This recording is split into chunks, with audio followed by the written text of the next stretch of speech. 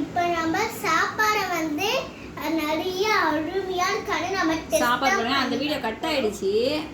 அதோட கண்டினியூட்டி தான் சாம்பார் தான். அந்த வீடியோ எங்க அம்மா வந்து நல்ல வாசமா இருக்குது சாம்பார் தான். வாங்க நம்ம டெஸ்ட் பண்ணி பார்க்கலாம் வெறும் சாப்பாடை. இந்த காய் வைக்கிட்டடா. ஆஹா, இந்த ஹோட்டலுங்க செம்ம டேஸ்டா இருக்கு வெறும் சாப்பாடு.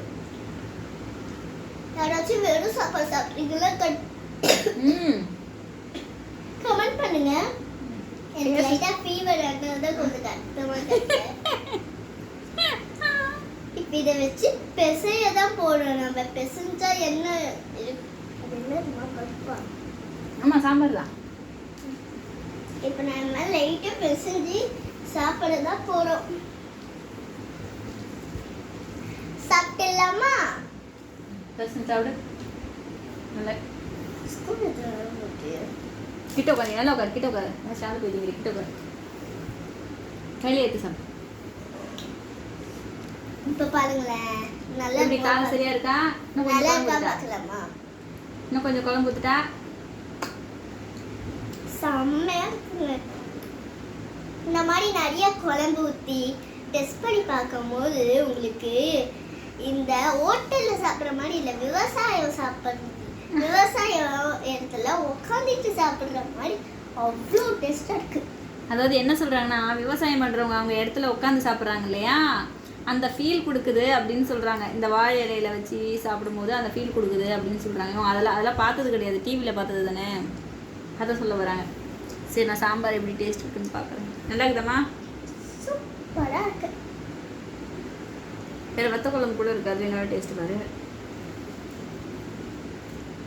இந்த ஹோட்டல் நல்லா செய்கிறாங்க, ஆனால் இந்த வரத்துக்கு தான் லேட் ஆகுது. நாங்கள் எப்பயோ போட்டோம், ஆனால் வரட்டு இன்னும் வரலை. சாப்பாடு நல்லா நிறைய எடுத்து சாப்பிடு. கீழே கொட்டுறது. சூப்பராக இருக்கு. காய் வைக்கிட்டா? கொஞ்சம் காரமாக இருக்கு. ரொம்ப கொஞ்சம் காரமாக இருக்கு. வெள்ளை சாதம் மிக்ஸ் பண்ணட்டுமா? சொன்னாதானே, அது சொன்னாதானே தெரியும். ஒரு இப்படி சாப்பாடு சாப்பிட்றதுக்கு உங்கள் இலை ஃபுல்லாக ஆக்கி வைக்கிற. இப்படி வெள்ளை சாதம் மிக்ஸ் பண்ணிக்கணும். புரியுதா? காரமாக இருக்குண்ணா. காரம் இல்லைன்னா கொஞ்சம் மாதிரி விவசாயம் பார்த்தீங்கன்னா இந்த மாதிரி விவசாயத்துலலாம் இந்த மாதிரி சாப்பிட்டு பாருங்க. ருசியான வச்சு சாப்பிட்றியா? ஆனால் இங்கே வீட்டில் தான் சாப்பிட்றாங்க. விவசாயத்தில் சாப்பிட்டீங்கன்னா உண்மையால ருசியாக இருக்கும். அப்பளம் இல்லாமல் நம்மளால இருக்க முடியாது. அப்பளம் இருக்கணும். அப்பளம் உண்மையாலே.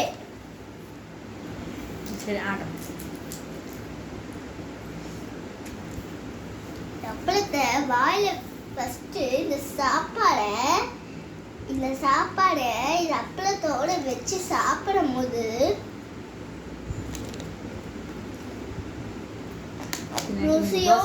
தோசை கூட வச்சுக்கல, இட்லிக்கு இருக்கிறது நல்லா இருக்கு. இந்த சாப்பாடு அப்பளத்துல வச்சு சாப்பிடும்போது எவ்வளவு டேஸ்டா இருக்கு.